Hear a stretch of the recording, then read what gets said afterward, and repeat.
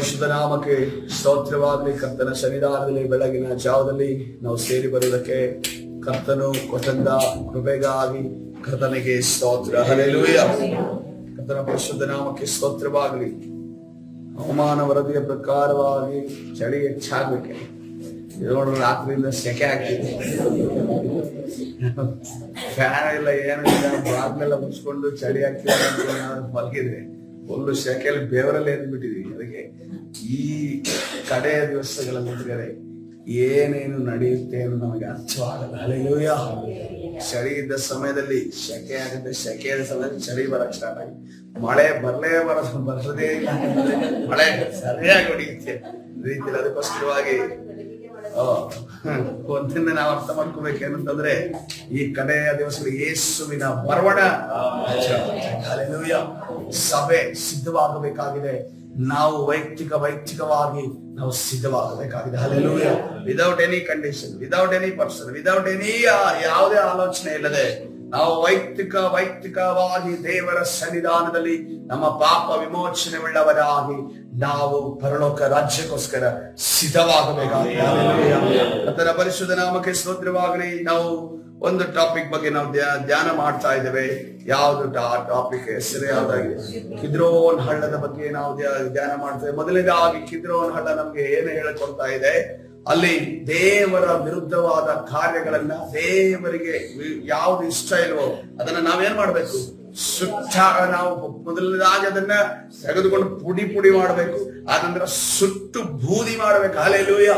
ಅದಕ್ಕೆ ಒಂದು ಚೂರು ಕೂಡ ನಮ್ಮ ಜೀವಿತದಲ್ಲಿಯೂ, ನಮ್ಮ ಕುಟುಂಬದ ಮಧ್ಯದಲ್ಲಿಯೂ, ನಮ್ಮ ವೈಯಕ್ತಿಕ ಜೀವಿತದಲ್ಲಿ ಅದು ಇದಕ್ಕೂಡದು. ಅದಕ್ಕೆ ಆ ರೀತಿಯಲ್ಲಿ ನಾವು ಅದನ್ನ ನಿರ್ನಾಮ ಮಾಡಬೇಕಾಗಿದೆ. ಎರಡನೇದಾಗಿ ನಾವು ಏನು ಕಲಿತಾ ಇದ್ದೇವೆ? ದೇವರ ನ್ಯಾಯ ತೀರ್ಪು ಕಿದ್ರೋನ್ ಹಳ್ಳದಲ್ಲಿ ಬಂದಿದ್ದನ್ನು ನಾವು ನೋಡ್ತೇವೆ. ಯಾರ ಮೇಲೆ? ದಾವೀದನ ಮೇಲೆ ಬಂತು. ಅದೇ ರೀತಿಯಲ್ಲಿ ಅವನ ಮಗನಾದ ಅಬ್ಷಾಲೋಮನ ಮೇಲೆ ಅಲ್ಲಿ ಆ ನ್ಯಾಯ ತೀರ್ಪು ಬಂದಿದ್ದನ್ನು ನಾವು ನೋಡ್ತಾ ಇದ್ದೇವೆ. ನ್ಯಾಯ ತೀರ್ಪಿನ ವಿಚಾರವಾಗಿ ನಾವು ಧ್ಯಾನ ಮಾಡ್ತೇವೆ. ನ್ಯಾಯ ತೀರ್ಪು ಅನ್ನೋದು ಅನೇಕ ಬಾರಿ ಜಡ್ಜ್ಮೆಂಟ್ ಅನ್ನೋದು ಬಹಳ ಒಂದು ಭಯಪಡಿಸುವಂತ ಒಂದು ವಿಚಾರ. ಯಾಕಂತಂದ್ರೆ ಜಡ್ಜ್ಮೆಂಟ್ ನಮ್ಮ ಕಡೆನೂ ಬರ್ಬೋದು, ಅಥವಾ ಅವ್ರ ಕಡೆನೂ ಬರ್ಬೋದು, ವಿರೋಧಿ ಕಡೆನೂ ಬರ್ಬೋದು. ಆದ್ರೆ ಕರ್ತನು ನ್ಯಾಯಾಧೀಶನು, ನ್ಯಾಯವನ್ನ ಆತನು ಸತ್ಯ, ನೀತಿ, ಧರ್ಮದಲ್ಲಿ ಮತ್ತು ಅದೇ ರೀತಿ ಆತನ ವಾಕ್ಯದ ಪ್ರಕಾರವಾಗಿ ಯಾರು ನಡೆಯುತ್ತಾರೋ ಅವರ ಮೇಲೆ ಆತನು ನ್ಯಾಯವನ್ನ ಸ್ಥಾಪಿಸುವ ಆತನಾಗಿದ್ದೇನೆ. ಹಲ್ಲೆಲೂಯಾ.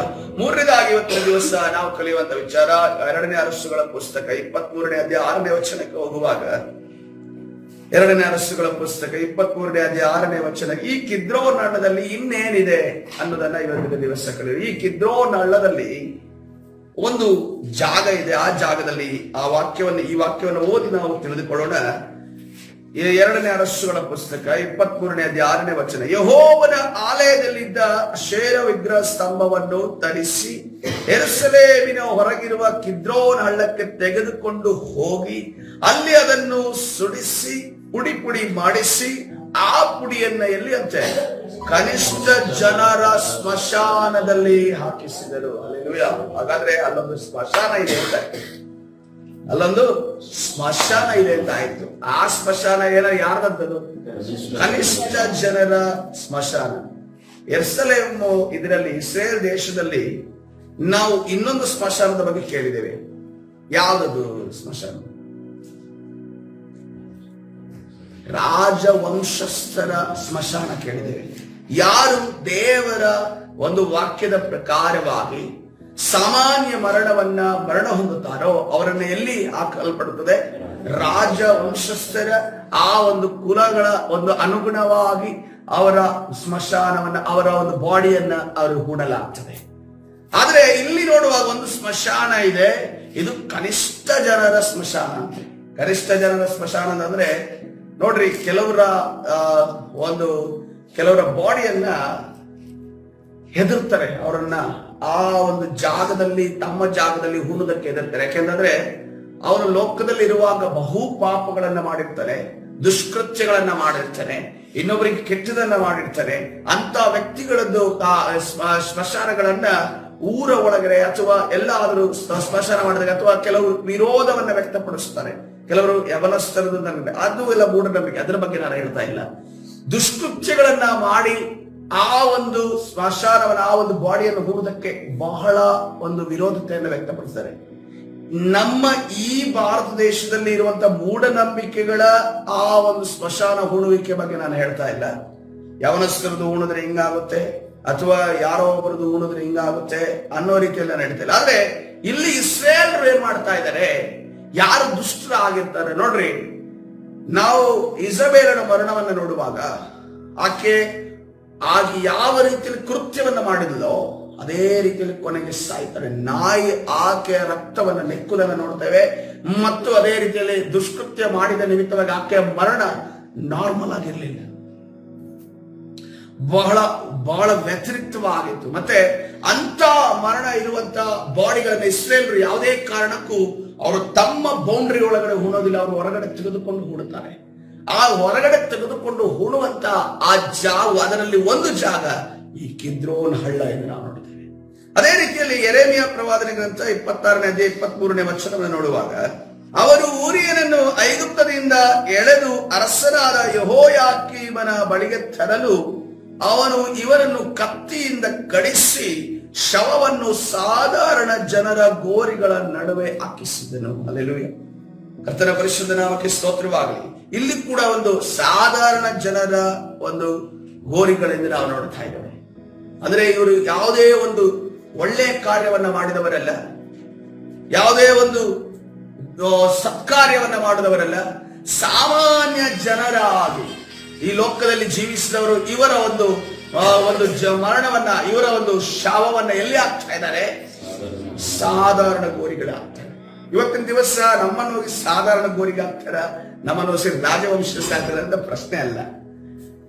ಈ ಕಿದ್ರೋನ್ ಹಳ್ಳ ಅಂತ ಅಂದ್ಕೊಂಡ ಸ್ಥಳದಲ್ಲಿರುವಂತ ಸ್ಮಶಾನ ಇದೆಯಲ್ಲ, ಈ ಸ್ಮಶಾನ ನಮ್ಮೊಳಗಡೆ ಇರಬಾರ್ದು. ಈ ಸ್ಮಶಾನ ಜೀವಂತವಾಗಿರುವಂತ ನಮ್ಮ ಒಳಗಡೆ ಇರಬಾರದು. ಯಾಕೆಂತಂದ್ರೆ ಇಸ್ರೇಲರು ಆ ಅರಣ್ಯಕಾಂಡ 19ನೇ ಅಧ್ಯಾಯ 14ನೇ ವಚನವನ್ನು ನೋಡುವಾಗ, ಈ ಮರಣ ಹೊಂದಿದಂತ ಶವಗಳನ್ನ ಮತ್ತು ಸಮಾಧಿಯನ್ನ, ಸ್ಮಶಾನವನ್ನ ಮುಟ್ಟು ಕೂಡುದು ಹೋಗಬಾರದು ಅನ್ನುವ ವಿಚಾರಕ್ಕಾಗಿ ಆಜ್ಞೆಗಳನ್ನು ಕೊಡಲ್ಪಟ್ಟಿವೆ. ಅರಣ್ಯಕಾಂಡ 19ನೇ ಅಧ್ಯಾಯ 14ನೇ ವಚನ, ಹೋಲೆ ಗಳೆವ ಕಟ್ಟಳೆ ಹೇಗೆಂದರೆ, ಯಾರಾದರೂ ಡೇರೆ ಒಳಗಡೆ ಸತ್ತ ಸಂದರ್ಭದಲ್ಲಿ ಆ ಡೇರೆಯಲ್ಲಿರುವವರೆಲ್ಲರೂ ಅದರೊಳಗೆ ಬರುವವರು 7 ದಿನಗಳವರೆಗೆ ಅಶುದ್ಧರಾಗಿರಬೇಕು. ಮತ್ತು ಮುಚ್ಚಳ ಹಾಕಿ ಕಟ್ಟದಿರುವ ಎಲ್ಲಾ ಪಾತ್ರೆಗಳು ಅಶುದ್ಧವಾಗಿರುವವು. ಬಯಲಿನಲ್ಲಿರುವ ಯಾವನೇ ಆದರೂ ಶಸ್ತ್ರ ಆತನ ಶವವಾಗಲಿ, ಬೇರೆ ಯಾವ ಮನುಷ್ಯ ಶವವಾಗಲಿ, ಮನುಷ್ಯನ ಎಲುಬಾಗಲಿ, ಸಮಾಧಿಯಾಗಲಿ ಸೋಂಕಿದರೆ ಅವನು 7 ದಿನಗಳವರೆಗೆ ಅಶುದ್ಧನಾಗಿರಬೇಕು. ಹಲ್ಲೆಲೂಯಾ. ಸತ್ತಂತ ವಿಚಾರಗಳನ್ನ ಬದುಕಿರುವ ಮನುಷ್ಯನಿಗೆ ಸೋಕಿದಾಗ ಏನಾಗ್ತಾನೆ? ಅವನು ಅಶುದ್ಧನಾಗ್ತಾನೆ ಅಂತ ಅನ್ಕೊಂಡು ನ್ಯಾಯ ಪ್ರಮಾಣ ಹೇಳ್ತಾನೆ. ಆದ್ರೆ ಹೊಸ ಒಡಂಬಡಿಕೆಯಲ್ಲಿ ಸತ್ತ ವಿಚಾರ 2 ರೀತಿಯಲ್ಲಿ ಮಾರ್ಪಡ್ತು. ಯಾಕಂತಂದ್ರೆ ಒಂದು ಶಾರೀರಿಕವಾಗಿ ಸಾವು, ಇನ್ನೊಂದು ಆತ್ಮಿಕ ಸಾವು. ಆಗ ಅವನಿಗೆ ಆ ಕಾನ್ಸೆಪ್ಟ್ ಅಲ್ಲಿ ಖಾಲಿ ಶಾರೀರಿಕ ಸಾವು ಮಾತ್ರ ಎಕ್ಸ್ಪ್ಲೈನ್ ಮಾಡಲ್ಪಟ್ಟಿತ್ತು. ಆದ್ರೆ ಹೊಸ ಒಡಂಬಡಿಕೆಯಲ್ಲಿ ನಾವು ಬರುವಾಗ ಆದಾಮನ ಸಾವನ್ನ ಯಾವ ರೀತಿಯಲ್ಲಿ ನೋಡ್ತಾ ಇದ್ದೇವೆ? 2 ರೀತಿಯಲ್ಲಿ ನೋಡ್ತಾ ಇದ್ದೇವೆ. ಒಂದು ಆತ್ಮಿಕ ಸಾವು, ಇನ್ನೊಂದು ಶಾರೀರಿಕ ಸಾವು. ಆತ್ಮಿಕ ಸಾವು ಅವನಿಗೆ ಯಾವಾಗ ಉಂಟಾಯಿತು? ಹಣ್ಣನ್ನು ತಿಂದ ಕೂಡಲೇ ಉಂಟಾಯಿತು. ಶಾರೀರಿಕ ಸಾವು ಯಾವಾಗ ಉಂಟಾಯಿತು? ಎಷ್ಟೋ ವರ್ಷಗಳಾದ ನಂತರ ಅವನಿಗೆ ಶಾರೀರಿಕ ಸಾವು ಉಂಟಾಯಿತು. ಆದ್ರೆ ಇವತ್ತಿನ ದಿವಸ ನಾವು ಮಾತಾಡ್ತಿದ್ದು ಶಾರೀರಿಕ ಸಾವಿನ ಬಗ್ಗೆ ಅಲ್ಲ, ಯಾವುದೇ ಸ್ಮಶಾನದ ಬಗ್ಗೆ ಅಲ್ಲ, ನಮಗೆ ದೊರೆಯದಿರುವಂತ ಹಾಸನ ಪಟ್ಟಣಕ್ಕೆ ದೊರೆಯದಿರುವಂತ ಸ್ಮಶಾನದ ಬಗ್ಗೆಯೂ ಅಲ್ಲ.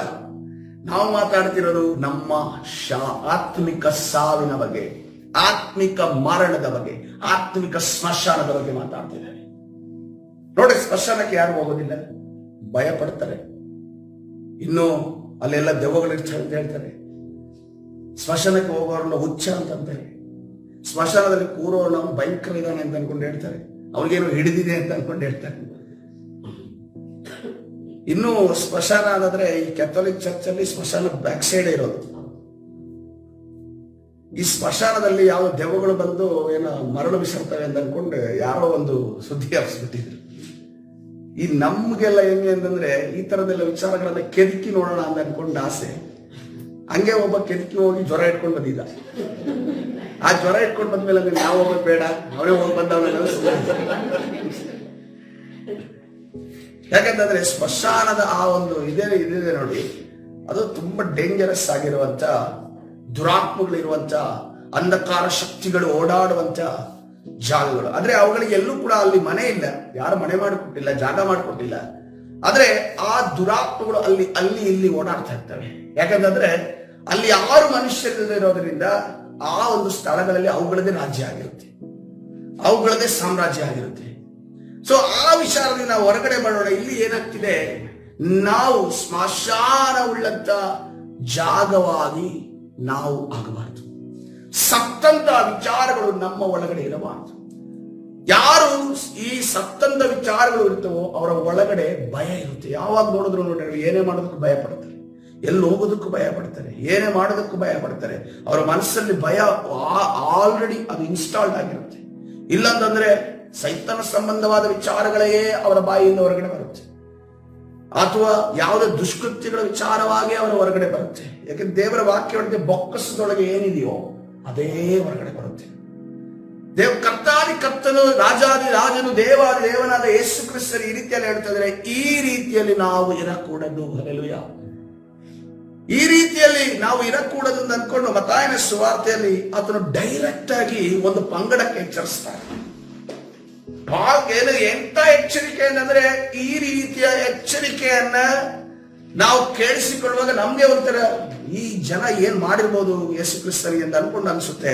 ಮತ್ತಾಯನ ಸುವಾರ್ತೆ 23ನೇ ಅಧ್ಯಾಯ 27ನೇ ವಚನ, ಅಯ್ಯೋ ಕಪಟಿಗಳಾದ ಶಾಸ್ತ್ರಿಗಳೇ, ಫರಿಸಾಯರೇ, ನೀವು ಸುಣ್ಣ ಹಚ್ಚಿದ ಸಮಾಧಿಗಳಿಗೆ ಹೋಲಿಕೆಯಾಗಿದ್ದೀರಿ.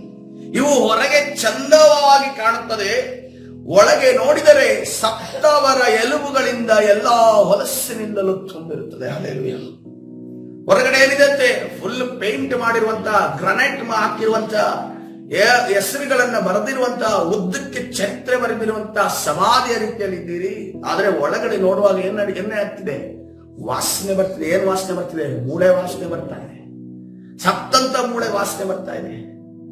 ನೋಡ್ರಿ, ಒಬ್ಬ ದೇವ ಮನುಷ್ಯ ಸತ್ತರೆ ಸತ್ತ ಮೂಳೆಗೂ ದೇವರು ಪವರ್ ಕೊಟ್ಟಿದ್ದಾನೆ. ಹಲ್ಲೆಲೂಯಾ. ಎಲಿಷನ ಸತ್ತ ಮೂಳೆ ಒಬ್ಬ ಸತ್ತಂತ ಯೌವನಸ್ಥನನ್ನ ಮುಟ್ಟಿದಾಗ ಅದು ಜೀವವನ್ನ ಪಡೆಯಲಿದೆ ನಾವು ನೋಡಿದ್ದೇವೆ. ಹಲ್ಲೆಲೂಯಾ. ಆದ್ರೆ ಈ ಫರಿಸಾಯರು, ಈ ಒಂದು ಕಪಟಿಗಳಾದ ಶಾಸ್ತ್ರಿಗಳ ಒಂದು ಏನು ಅವರ ದೇಹ ಏನಿದೆ, ಅವರ ಆತ್ಮ ಏನಿದೆ, ಯಾವ ರೀತಿ ಇದೆ ಅಂದ್ರೆ ಜೀವಂತವಾಗಿದ್ದಾರೆ, ಮಾತಾಡ್ತಾ ಇದ್ದಾರೆ, ಕೆಲಸಗಳನ್ನ ಮಾಡ್ತಾ ಇದ್ದಾರೆ, ಆಹಾರವನ್ನು ಸೇವಿಸ್ತಾ ಇದ್ದಾರೆ. ಆದ್ರೆ ಒಳಗಡೆ ಏನು? ಸಮಾಧಿ. ಒಳಗಡೆ ಸಮಾಧಿ. ಹಾಗಾದ್ರೆ ಕಿದ್ರೋನ್ ಹಳ್ಳದ ಜಾಗತ್ತಾನೆ ಅವ್ರದ್ದು ಒಳಗಡೆ. ಕಿದ್ರೋನ್ ಹಳ್ಳ ಎನ್ನುವಂತ ಜಾಗತ್ತಾನೆ. ಯಾಕಂದ್ರೆ ಕಿದ್ರೋನ್ ಹಳ್ಳದಲ್ಲಿ ಏನ್ ಮಾಡ್ತಾ ಇದ್ರು? ಶವಗಳನ್ನ ಹೂಡ್ತಾ ಇದ್ರು, ಶವಗಳನ್ನ ಹೂಡ್ತಾ ಇದ್ರು. ಸೊ ಅದಕ್ಕೋಸ್ಕರವಾಗಿ ನಾವು ಒಂದನ್ನು ತಿಳಿದುಕೊಂಡು, ನಾವು ಇವತ್ತಿನ ದಿವಸ ಕರ್ತನು ನಮಗೆ ಒಂದು ವೇಳೆ ಕಪಟಿಗಳೇ, ಅಯ್ಯೋ ಕಪಟಿಗಳೇ, ಸುಣ್ಣ ಹಚ್ಚಿದ ಸ್ಮಶಾನವೇ ಸಮಾಧಿ ಅಂತ ಅನ್ಕೊಂಡು ಡೈರೆಕ್ಟ್ ಆಗಿ ಇವತ್ತಿನ ದಿವಸ ನಾವು ಕರ್ತನು ಹೇಳೋದಾದ್ರೆ ನಾವು ಹೌದೋ ಅಲ್ವೋ ಅಂತ ಅನ್ಕೊಂಡು ಆಲೋಚನೆ ಮಾಡೋಣ. ಒಂದು ಸಾರಿ ಅವಲೋಕನವನ್ನು ನಾವು ಮಾಡಿಕೊಳ್ಳೋಣ. ಯಾಕಂತಂದ್ರೆ ಈಗ ನಡೀತಿರುವಂತ ಈ ಚಳಿ, ಮಳೆ, ಶೆಕೆ ನೋಡೋದಾದ್ರೆ ಕರ್ತನ ಬರುವಣ ಹತ್ರ ಆಗ್ತಾ ಇದೆ. ಹಲ್ಲೆಲೂಯಾ. ನಾವು ಯಾವ ವ್ಯಕ್ತಿಯನ್ನ, ಯಾವ ಪರಿಸ್ಥಿತಿಯನ್ನ ಗಣನೆಗೆ ತಗೊಂಡು ನಾವು ಜೀವನ ಮಾಡುವಂತ ಪರಿಸ್ಥಿತಿಯಲ್ಲಿ ನಾವಿಲ್ಲ. ನಾವು ಯಾವ ಪರಿಸ್ಥಿತಿಗೆ ನಾವು ಸಿದ್ಧರಾಗಬೇಕಾಗಿದೆ? ಮಧ್ಯಾಕಾಶದಲ್ಲಿ ನಮ್ಮ ಕರ್ತಾದಿ ಕರ್ತರು, ದೇವಾದಿ ದೇವನು, ರಾಜಾದಿ ರಾಜನು ಬರುವುದೆಂದು ಆ ಸಿಚುವೇಶನ್ ಅನ್ನ ನೆನೆಸಿಕೊಂಡು ನಾವು ಜೀವನ ಮಾಡುವವರಾಗಿರಬೇಕು. ಹಲ್ಲೆಲೂಯಾ. ಕರ್ತನ ಪರಿಶುದ್ಧ ನಾಮಕ್ಕೆ ಸ್ತೋತ್ರವಾಗಲಿ. ಇನ್ನು ಕೂಡ ಲೂಕನ ಸುವಾರ್ತೆ 11ನೇ ಅಧ್ಯಾಯ 44ನೇ ವಚನವನ್ನ ಯೇಸು ಕ್ರಿಸ್ತನ ಬರೆದ ಎಚ್ಚರಿಕೆ ಮಾತುಗಳನ್ನ ಅಂಡರ್ಲೈನ್ ಮಾಡಿ ಮಾಡಿ ಮಾಡಿ ಬರ್ತಿದ್ದಾನೆ. ಏನಂತ ಬರ್ತಿದ್ದಾನೆ?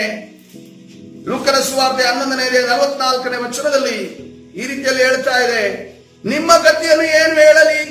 ನೆಲ ಸಮವಾದ ಸಮಾಧಿಗಳ ಹಾಗಿದ್ದೀರಿ, ಅವುಗಳ ಮೇಲೆ ತಿರುಗಾಡುವ ಜನರಿಗೆ ಇವು ಸಮಾಧಿಗಳೆಂದು ತಿಳಿಯದು ಎಂದು ಹೇಳಿದನು. ನಿಮ್ಮ ಜೊತೆ ಮಾತನಾಡುವವರಿಗೆ ನೀವು ಸಮಾಧಿಗಳು, ನೀವು ದುಷ್ಕೃತ್ಯಗಳನ್ನು ಹೇಳ್ಕೊಡುವವರು, ನೀವು ತಪ್ಪಾದ ವಿಚಾರನ ಹೇಳ್ಕೊಡುವವರು ಅಂತ ಅನ್ಕೊಂಡು ಯಾರಿಗೂ ಗೊತ್ತಿಲ್ಲ. ಆದ್ರೆ ನೀವು ಸಮಾಧಿಗಳಾಗಿದ್ದೀರಿ. ಯಾಕಂತಂದ್ರೆ ನಾನು ಯಾರಾಗಿದ್ದೇನೆ? ಹೃದಯವನ್ನ ಶೋಧಿಸುವ ದೇವರಾಗಿದ್ದೇನೆ. ಹಲ್ಲೆಲೂಯಾ. ನಾನು ಬಾಯಿ ಮಾತನ್ನ ಗಣನೆಗೆ ತಗೊಂಡು ವೇಲ್ವೇಟ್ ಮಾಡುವವನಲ್ಲ. ನಾನು ಏನಾಗಿದ್ದೇನೆ? ಹೃದಯದ ಒಳಗಡೆ ಏನಿದೆ ಅಂತ ಅನ್ಕೊಂಡು ನೋಡುವ ಆತನಾಗಿದ್ದೇನೆ. ಇದನ್ನು ಕೇಳಿ ಒಬ್ಬ ಧರ್ಮೋಪದೇಶಕನು ಬರ್ತಾನೆ.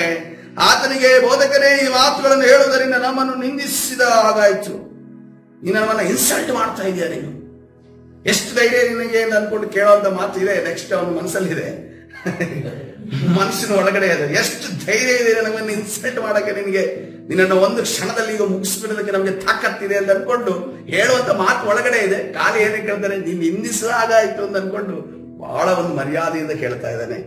ಆತನ ಧರ್ಮೋಪದೇಶಕರೇ, ನಿಮ್ಮ ಗತಿಯನ್ನು ಏನು ಹೇಳಲಿ? ನೀವು ಜನರ ಮೇಲೆ ಹೊರಲಾರದ ಹೊರಗಳನ್ನು ಹೊರಿಸುತ್ತೀರಿ. ನೀವಾದರೂ ಆ ಹೊರೆಗಳನ್ನ ಬಂದು ಬೆರಳಿನಿಂದಲೂ ಮುಟ್ಟುವುದಿಲ್ಲ. ನಿಮ್ಮ ಗತಿಯನ್ನು ಏನು ಹೇಳಲಿ? ನೀವು ಪ್ರವಾದಿಯ ಗೋರಿಗಳನ್ನು ಕಟ್ಟುತ್ತೀರಿ. ಅವರನ್ನು ಕೊಂದವರು ನಿಮ್ಮ ಪಿತೃಗಳೇ. ಹೀಗಿರುವುದರಿಂದ ನಿಮ್ಮ ಪಿತೃಗಳು ಮಾಡಿದ್ದಕ್ಕೆ ನೀವೇ ಸಾಕ್ಷಿಗಳಾಗಿರುವುದಲ್ಲದೆ ಅವರ ಕೃತ್ಯಗಳನ್ನು ಒಪ್ಪಿಕೊಂಡ ಹಾಗಾಯಿತು. ಹೇಗೆಂದರೆ ಅವರು ಪ್ರವಾದಿಗಳನ್ನು ಕೊಂದರು, ನೀವು ಗೋರಿಗಳನ್ನೇ ಕಟ್ಟುತ್ತೀರಿ. ಆದ್ದರಿಂದ ದೇವರ ಜ್ಞಾನವು ಹೇಳಿದ್ದೇನೆಂದರೆ, ನಾವು ಅವರ ಬಳಿಗೆ ಪ್ರವಾದಿಗಳನ್ನು, ಅಪೊಸ್ತಲರನ್ನು ಕಳುಹಿಸುವೆನು. ಅವರಲ್ಲಿ ಕೆಲವರನ್ನು ಕೊಲ್ಲುವರು, ಕೆಲವರನ್ನು ಹಿಂಸೆಪಡಿಸುವರು. ಹೀಗೆ ಲೋಕಾದಿಯಿಂದ ಹೇಬೇಲನ ರಕ್ತವು ಮೊದಲುಗೊಂಡು ಯಜ್ಞವೇದಿಗೂ ದೇವಾಲಯಕ್ಕೂ ನಡುವೆ ಹತವಾದ ಜಕಾರಿಯನ ರಕ್ತದವರೆಗೂ ಸುರಿಸಲ್ಪಟ್ಟ ಎಲ್ಲಾ ಪ್ರವಾದಿಗಳ ರಕ್ತಕ್ಕೂ ಈ ಸಂತತಿಯವರು ಉತ್ತರ ಕೊಡಬೇಕು ಎಂಬುದೇ. ಹೌದು, ಈ ಸಂತತಿಯವರೇ ಉತ್ತರ ಕೊಡಬೇಕೆಂದು ನಿಮಗೆ ಹೇಳ್ತೇನೆ. ಅಯ್ಯೋ ಧರ್ಮೋಪದೇಶಕರೇ, ಜ್ಞಾನಕ್ಕೆ ಸಾಧನವಾದ ಬೀಗದ ಕೈಯನ್ನು ತೆಗೆದು ಬಿಟ್ಟಿರಿ. ನೀವು ಒಳಕ್ಕೆ ಹೋಗಲಿಲ್ಲ, ಒಳಕ್ಕೆ ಹೋಗುತ್ತಿರುವವರಿಗೂ ಅಡ್ಡಿ ಮಾಡಿದಿರಿ. ಹಲ್ಲೆಲೂಯಾ. ಕರ್ತನ ಪರಿಶುದ್ಧ ನಾಮಕ್ಕೆ ಸ್ತೋತ್ರ. ಈ ವಾಕ್ಯದ ಬಗ್ಗೆ ನಾನು ಏನು ಎಕ್ಸ್ಪ್ಲನೇಷನ್, ವಿವರಣೆಯನ್ನು ಕೊಡೋದಿಲ್ಲ. ಈ ವಾಕ್ಯಗಳು ನಮಗೆ ಡೈರೆಕ್ಟ್ ಆಗಿ, ನೇರವಾಗಿ ನಮ್ಮ ಜೊತೆ ಮಾತಾಡ್ತಾ ಇದೆ. ಇವತ್ತಿನ ದಿವಸ ನಮ್ಮ ಒಳಗಡೆ ಕಿದ್ರೋನ್ ಹಳ್ಳವನ್ನ ನಾವು ತೆಗೆದು ಹಾಕಬೇಕು. ಹಲ್ಲೆಲೂಯಾ. ಕಿದ್ರೋನ್ ಹಳ್ಳ ಎಂಬ ಸ್ಮಶಾನ ನಮ್ಮ ಒಳಗಡೆ ಇರುವುದಾದ್ರೆ ಅದನ್ನ ಕಿತ್ತು ಬಿಸಾಕ್ಬಿಡೋಣ. ಹಲ್ಲೆಲೂಯಾ. ಯಾಕಂದ್ರೆ ಎಫೆಸ ಬರೆದ ಪತ್ರಿಕೆ 2ನೇ ಅಧ್ಯಾಯ 1ನೇ ವಚನ ಈ ರೀತಿಯಲ್ಲಿ, ಆತನು ಅಪರಾಧಗಳ ಮತ್ತು ಪಾಪಗಳ ದೆಸೆಯಿಂದ ಸತ್ತವರಾಗಿದ್ದ ನಮ್ಮನ್ನು, ನಿಮ್ಮನ್ನು ಸಹ ಬದುಕಿಸಿದನು. ಹಲ್ಲೆಲೂಯಾ. ಅದನ್ನು ಆಲ್ರೆಡಿ ನಮ್ಮನ್ನ ಬದುಕಿಸಿದ್ದಾನೆ. ಪ್ರಿಯರೇ, ಲಾಜರನೇ ಎದ್ದು ಬಾ ಎನ್ನುವುದನ್ನ ಅಲ್ಲಿ ಶಾರೀರಿಕವಾಗಿ ಒಂದು ಘಟನೆಯಲ್ಲಿ ನಡೆಯಿತು.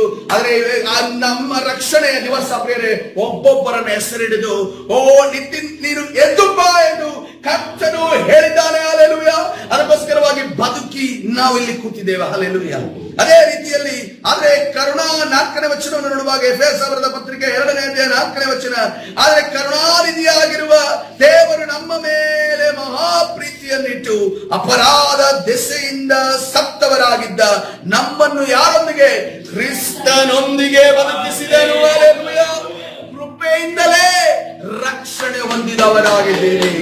ಬದುಕಿದ್ದಲ್ಲದೆ ತಾನು ಕ್ರಿಸ್ತ ಯೇಸುವಿನಲ್ಲಿ ನಮಗೆ ಮಾಡುವ ಉಪಕಾರದ ಮೂಲಕ ತನ್ನ ಅಪಾರವಾದ ಕೃಪಾತಿಶಯವನ್ನ ಮುಂದನ ಯುಗಗಳಲ್ಲಿ ತೋರಿಸಬೇಕೆಂದು ಕ್ರಿಸ್ತ ಯೇಸುವಿನಲ್ಲಿರುವ ನಮ್ಮನ್ನು ಆತನೊಂದಿಗೆ ಎಬ್ಬಿಸಿ ಪರಲೋಕದಲ್ಲಿ ಆತನಿಗೆ ಕೂಡಿಸಿದ್ದಾನೆ. ಹಲ್ಲೆಲೂಯಾ. ಅದರ ಪರಿಶುದ್ಧ ನಾಮಕ್ಕೆ ಸ್ತೋತ್ರವಾಗಲಿ. ನಾವು ಸತ್ತವರಲ್ಲ, ನಾವು ಸ್ಮಶಾನವಲ್ಲ, ನಾವು ಸ್ಮಶಾನದಲ್ಲಿರುವಂತಹ ಸತ್ತ ಮೂಳೆಗಳಲ್ಲ, ನಾವು ಸ್ಮಶಾನದಲ್ಲಿರುವಂತಹ ವಾಸನೆ ಬರುವಂತಹ ವ್ಯಕ್ತಿಗಳಲ್ಲ. ಇವತ್ತಿನ ದಿವಸ ಅದನ್ನು ಅರ್ಥ ಮಾಡಿಕೊಳ್ಳೋಣ ಪ್ರಿಯರೇ. ನಾವು ಜೀವವನ್ನ ಮಾತನಾಡುವವರಾಗೋಣ, ಜೀವದ ಕಾರ್ಯಗಳನ್ನ ಮಾಡುವವರಾಗೋಣ, ಜೀವದ ಆಲೋಚನೆಗಳನ್ನ ಮಾಡುವವರಾಗೋಣ. ಓ, ಸತ್ತಂತ ವಿಚಾರಗಳನ್ನ ಸೈತಾನನು ನಿಮ್ಮ ಮನಸ್ಸಲ್ಲಿ ತಂದಾಡ್ತಾರೆ, ಅದನ್ನ ಕಿತ್ತು ಬಿಸಾಕಿಬಿಡ್ರಿ. ಹಲ್ಲೆಲೂಯಾ. ಯಾಕಂದ್ರೆ ಅದರಲ್ಲಿ ಯಾವುದೇ ಒಳ್ಳೆ ಕಾರ್ಯಗಳಿಲ್ಲ, ನಮಗೆ ಯಾವ ಪ್ರಯೋಜನವೂ ಇಲ್ಲ, ನಾವು ಎಂದಿಗೂ ಕೂಡ ನಿತ್ಯ ಜೀವವನ್ನ ಹೊಂದೋದಿಲ್ಲ. ಅದಕ್ಕೋಸ್ಕರವಾಗಿ ಇವತ್ತಿನ ದಿವಸ ಆ ಸತ್ತ ಸ್ಮಶಾನ ಇರುವಾಗ ಕಿದ್ರೋನು ಹಳ್ಳ ಮಾರ್ಪಡಬೇಕು. ಹಲ್ಲೆಲೂಯಾ. ಮಾರ್ಪಡಬೇಕು. ಹಲ್ಲೆಲೂಯಾ. ಇವತ್ತಿನ ದಿವಸ ನಮ್ಮನ್ನು ನಾವು ಕರ್ತನ ಕರಗಳಿಗೆ ಸಮರ್ಪಿಸೋಣ. ಕಿದ್ರೋನು ಹಳ್ಳ ಇವತ್ತಿನ ದಿವಸ ಮಾರ್ಪಡೋದಕ್ಕೆ ಸಾಧ್ಯ ಇದೆ ಪ್ರಿಯರೇ. ಹಲ್ಲೆಲೂಯಾ. ನಾವು ನಂಬಿರುವುದಾದ್ರೆ ಕರ್ತನು ನಮ್ಮನ್ನು ಮಾರ್ಪಡಿಸಲು ಶಕ್ತನಾಗಿದೆ. ಯಾಕಂದ್ರೆ ಶರೀರದಲ್ಲಿ ನಾವು ಏನ್ ಬೇಕಾದ್ರೂ ಪ್ಲಾಸ್ಟಿಕ್ ಸರ್ಜರಿ ಮಾಡ್ಕೊಂಡು ಚೇಂಜ್ ಮಾಡುವುದಾದ್ರೆ ಒಳಗಡೆ ಇರುವಂತಹ ಆತ್ಮದಲ್ಲಿ ಚೇಂಜ್ ಮಾಡುವವನು ಒಬ್ಬನೇ ಆಗಿದ್ದಾನೆ, ಅದನ್ನು ಯೇಸು ಕ್ರಿಸ್ತನಾಗಿದ್ದಾನೆ. ಇವತ್ತಿನ ದಿವಸವೂ ಕೂಡ ನಾವು ಅವಲಂಬಿತರಾಗೋದಾದ್ರೆ ಈ ಕಿದ್ರೋನ್ ಹಳ್ಳವಾಗಿ ನೂತನವಾಗಿ ಮಾರ್ಪಟ್ಟಿರುವಂತಹ ನಮ್ಮ ಶರೀರ, ಆತ್ಮ, ಪ್ರಾಣಗಳು ಅದು ಬದಲಾವಣೆ ಹೊಂದುತ್ತವೆ. ಹಲ್ಲೆಲೂಯಾ. ಬಾಯಿ ತೆರೆಯೋಣ. ಕರ್ತನೇ, ಒಂದು ವೇಳೆ ನನ್ನ ಜೀವಿತದಲ್ಲಿ ಕರ್ತನೇ ಕಿದ್ರೋನ್ ಹಳ್ಳದ ರೀತಿಯಲ್ಲಿ ಕರ್ತನೇ ನನ್ನ ಜೀವಿತ ಮಾರ್ಪಡಿರುವುದಾದರೆ ನನ್ನನ್ನ ಬದಲಾವಣೆಗೊಳಿಸು ಯೇಸುವೇ. ಮಾರ್ಪಾಟುಗಳನ್ನು ನೀನು ತರುವುದಕ್ಕಾಗಿ ಸ್ತೋತ್ರ. ಕರ್ತನೇ, ಅದ್ಭುತ ಕಡವಾದ ಒಂದು ಸನ್ನಿಸುವಿಕೆ ನನಗೆ ಉಂಟಾಗುವುದಕ್ಕಾಗಿ ಸ್ತೋತ್ರ. ಹಲ್ಲೆಲೂಯಾ. ಯಾವ ರೀತಿಯಲ್ಲಿ ಯಾಕೋಬನು ಕರ್ತನೇ ಇಸ್ರಾಯೇಲನಾಗಿ ಮಾರ್ಪಟ್ಟನು, ಕರ್ತನೇ ಕುರುಬನು ರಾಜನಾಗಿ ಮಾರ್ಪಟ್ಟನು, ಅದೇ ರೀತಿಯಲ್ಲಿ ನಮ್ಮಲ್ಲಿ ಒಂದು ಮಾರ್ಪಾಡು ಉಂಟಾಗುವುದಾಗಲಿ. ಓ ಜೀಸಸ್, ಹಲ್ಲೆಲೂಯಾ. ಪರಿಶುದ್ಧರೇ ನಾಮಕ್ಕೆ ಸ್ತೋತ್ರ. ಸರ್ವಶಕ್ತನೇ, ಸರ್ವವಲ್ಲವರೇ, ಮಹಿಮೆಯುಳ್ಳ ದೇವರ ನಾಮಕ್ಕೆ ಸ್ತೋತ್ರ. ಓ ಜೀಸಸ್, ಪರಿಶುದ್ಧರಾದ ದೇವರ ನಾಮಕ್ಕೆ ಸ್ತೋತ್ರ.